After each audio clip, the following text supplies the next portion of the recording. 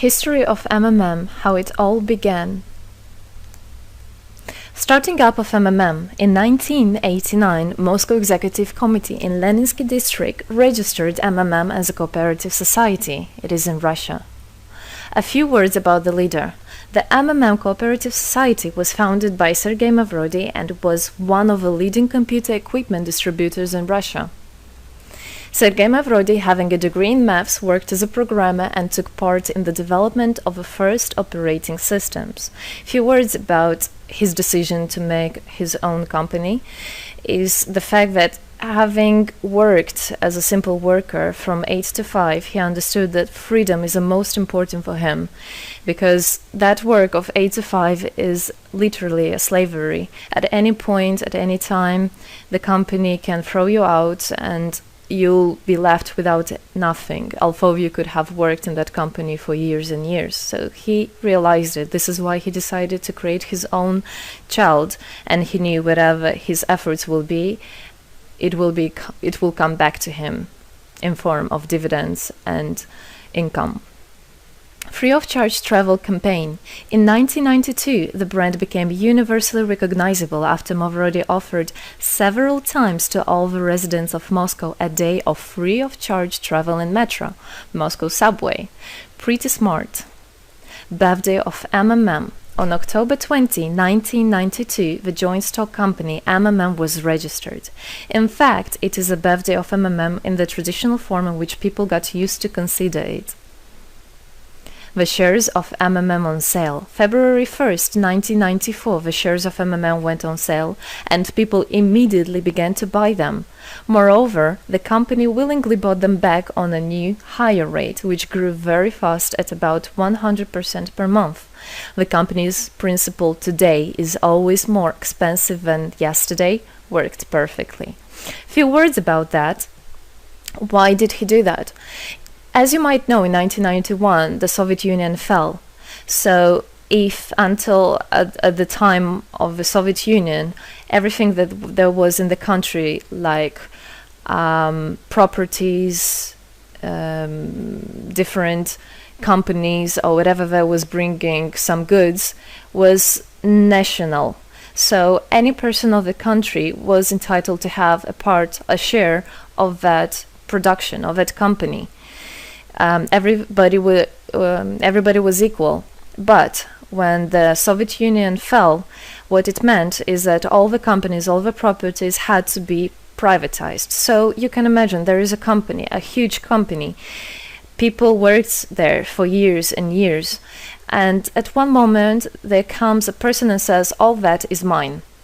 Yes, this was the case. And obviously that information, that laws about the fact that it was possible to privatize was kept only for a small group of people for obvious reasons.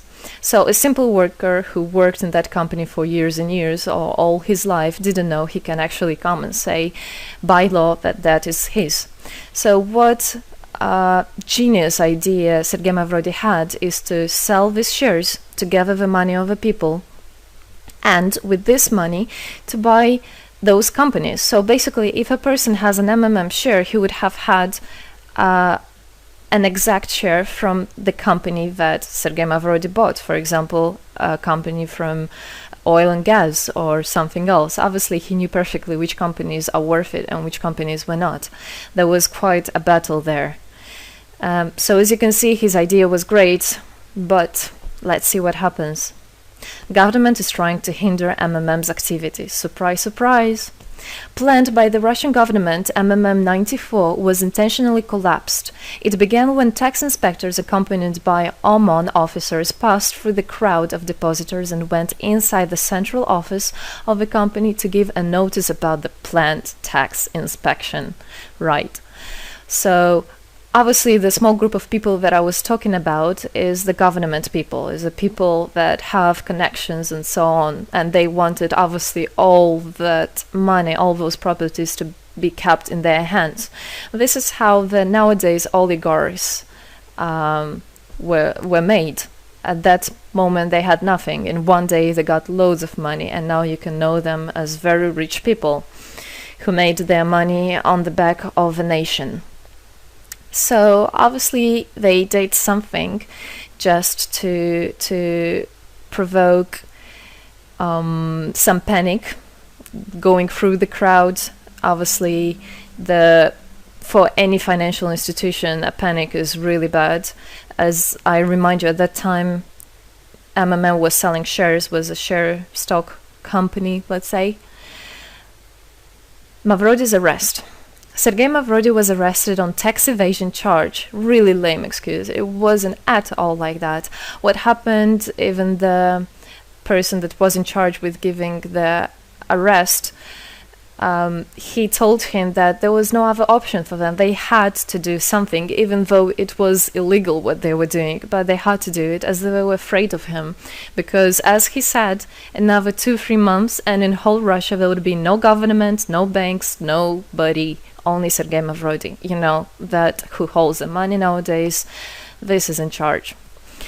So he was arrested, and his arrest was broadcasted live on all TV channels, obviously to show off more, to show people how bad he is, and actually the government didn't do anything wrong. On the same day, there was a storm of the central office of MMM. The company was prescribed to recover 49.9 billion rubles to the budget. Huge money. The question about the money in MMM 94 is open, as no one still can give an answer where it is. The authorities simply turned a blind eye to it, although hundreds of eyewitnesses are ready to confirm, even under oath in court, that they saw 17 trucks take out cash through the back door.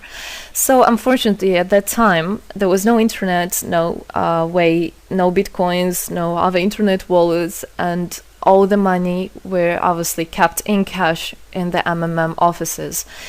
And the government took advantage of it. They just came, took it out, and then they said nothing. Moreover, they didn't say where the money went. They even made the way to make people believe that Sergei Mavrody was the one who took all those 17 trucks of money and disappeared.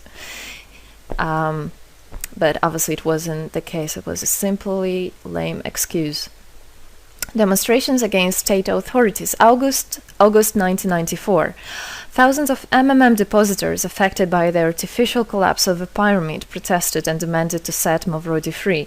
Actually, Mavrody could have used his powers and do bigger protests, but he decided not to do that, as that would made as obvious a different protests of this type. Could be people injured or even killed, so he decided not to use people in this purpose.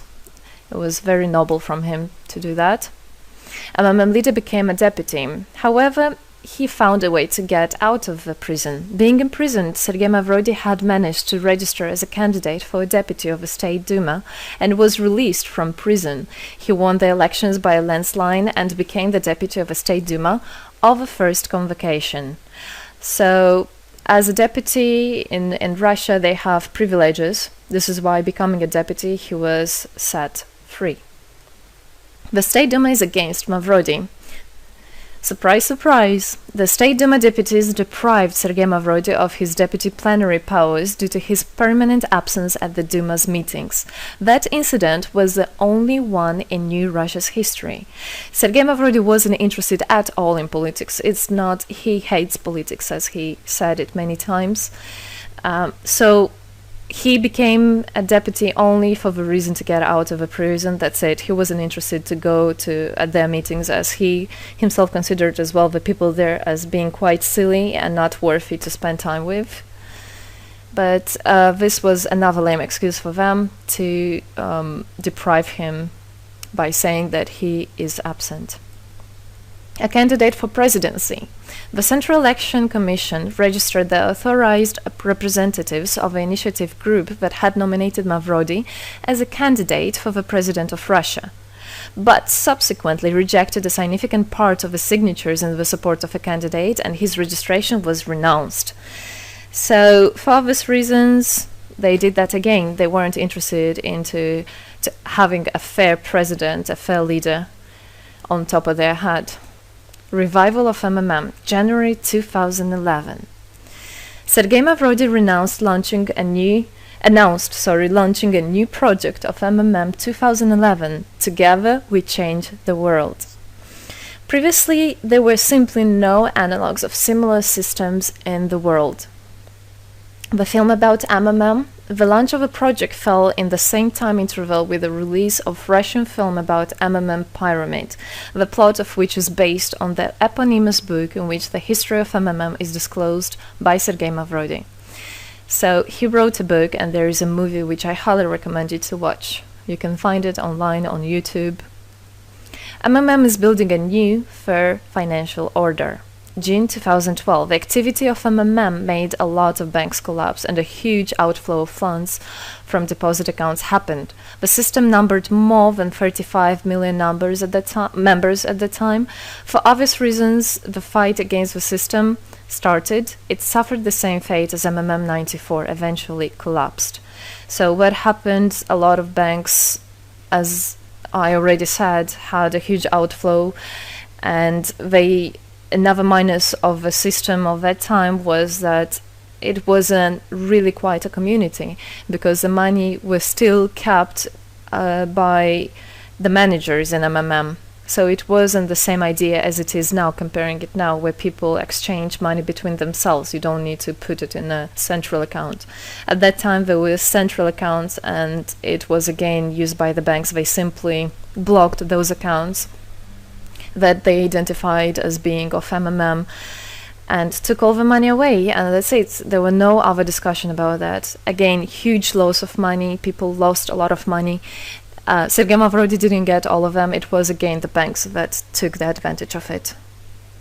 MMM 2012 is just the beginning. I'll be back. Sergei Mavrodi announced the launch of a completely new MMM, World Mutual Aid Fund, MMM community. It speeded up since the first day, showing crazy dynamics on new members' registration. It has been decided to send 10% of the whole turnover on payments to the affected members of MMM 2011. So again, another genius idea. In order not to make central accounts, in order not to gather the money somewhere, now the money are spread directly between participant itself. You can just check in your account online whom you should transfer the money to. So MMM now is connecting all the people between themselves and exchange, so that they can exchange the money and get benefits of it. It's amazing and it's crazy, but it is true.